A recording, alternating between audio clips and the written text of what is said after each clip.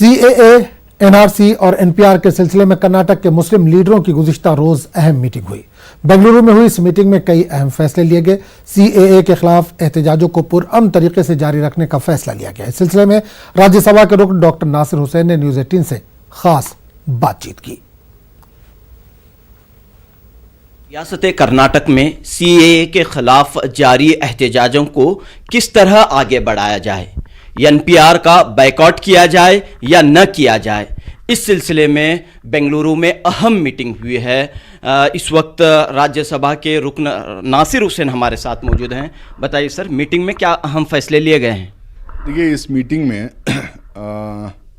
मुस्लिम elected representatives जो अभी मौजूदा हैं, एमएलएस, एमएलसीज और एमपीज, और फॉर्मर यानी कि ex MLAs, MLCs, MPs, ministers जो थे, ये लोग सब एक बैठक किए जिसमें जो 2 महीने से जो एहतजाज चल रहे हैं इसका पूरा जायज़ा लिया गया। इस पर 4-5 अहम डिसीशंस लिए। एक जो है, इस सारे एहतजाजों में गैर मुसलमानों का ज़्यादा नहीं आना एक हमारे लिए एक फ़िक्र का, उसके ऊपर एक फ़िक्र हो रही थी कि क्या करें उसके लिए। और दूसरा जो है, जो गैर मुस्लिम जो मजहबी लीडरशिप है यानी समाजी लीडरशिप है, इसको पूरी तरह से कैसा हम मिल के कन्विंस करके हम इस मूवमेंट का हिस्सा बनाएं। और तीसरा जो है, पॉलिटिकल पार्टी से भी, सेकुलर पॉलिटिकल पार्टी से बातचीत करके कि सिर्फ उनके कायदीन नहीं, उनके जो है केडर भी निकल के आके इस मूवमेंट का हिस्सा बने।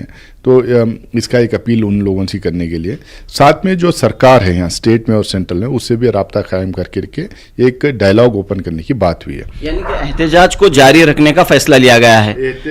और साथ में जो है एनपीआर के ताल्लुक से क्या फैसला लिया गया है? जो मुस्लिम नेशनल लीडरशिप है, जो सियासी लीडरशिप है, जो अलग अलग पार्टी से जो एमपीज चुने हुए हैं राज्यसभा में, लोकसभा में हैं, और जो समाजी लीडरशिप है, जो मजहबी लीडरशिप है, ये तमाम लोग जो है मिलके बैठ के एक बैनर के अंडर आके एक डिसीजन पूरे देश के लेना चाहिए। किस सिलसिले में? एनपीआर को हम टोटली रिजेक्ट करें या बाइकआउट करें या उसको एक्सेप्ट करें, या नहीं तो उसमें कुछ अगर सरकार फेरबदल कुछ पॉइंट, जैसे 2010 का एनपीआर था, या उस तरीके का एनपीआर लाने के लिए अपील करें। जो भी है, एक डिसीजन ऑल इंडिया लेवल पे दिल्ली में होना चाहिए, और जो भी डिसीजन होगा हम उसी तरह की मीटिंग यहाँ बेंगलुरु में एक बैठक करके, बड़ी बैठक, और वो डिसीजन जो भी होगा पूरी तरह तक आखिरी गांव तक ले जाएंगे, उसको इंप्लीमेंट कराने की कोशिश करेंगे। सर, 1 महीना रह गया है, एनपीआर शुरू होने वाला है। अप्रैल से जो है एनपीआर की कार्रवाई शुरू होने वाली है। अवाम में जो है कन्फ्यूजन है कि क्या करें वो, या इसे बाइकआउट करें या फिर इसमें हिस्सा लें।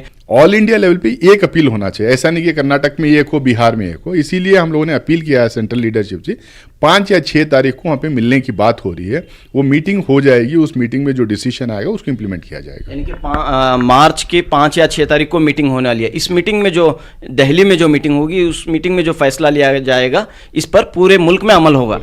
पूरे मुल्क में अमल होगा, और कोशिश यह किया जा रहा है कि उस मीटिंग में सियासी कायदीन भी रहें, जो इलेक्टेड मेंबर्स ऑफ पार्लियामेंट है, लोकसभा राज्यसभा के, हमारे अलग अलग जमायत हैं, पर्सनल लॉ बोर्ड है, हमारे दानिश्वर लोग हैं, एडवोकेट्स हैं, इन तमाम लोगों को बुला के बैठक करके एक डिसीजन लेना चाहिए, ताकि कम्युनिटी के लिए भी अच्छा रहे और गैर मुस्लिम को भी उसमें शामिल करने की कोशिश करना चाहिए। बहुत बहुत शुक्रिया नाजरीन। ये थे राज्यसभा के रुकन नासिर हुसैन, जो हाल ही में बेंगलुरु में हुई अहम मीटिंग के ताल्लुक से जानकारी दे रहे थे। और उनका ये कहना है कि अवाम जो है मरकज़ी कमेटी के फैसले का इंतज़ार करें। यानी कि दिल्ली में मरकज़ी मीटिंग होने वाली है, और इस मीटिंग में ये फैसला लिया जाएगा कि एनपीआर को बाइकआउट किया जाए या न किया जाए। इस सिलसिले में जो है दिल्ली में फैसला लिया जाएगा इसी मार्च, यानी कि मार्च के 5 या 6 तारीख को ये मीटिंग होने वाली है। इस मीटिंग के बाद अवाम इस फैसले पर अमल करें। कैमरामैन विश्वनाथ के साथ रऊफ अहमद।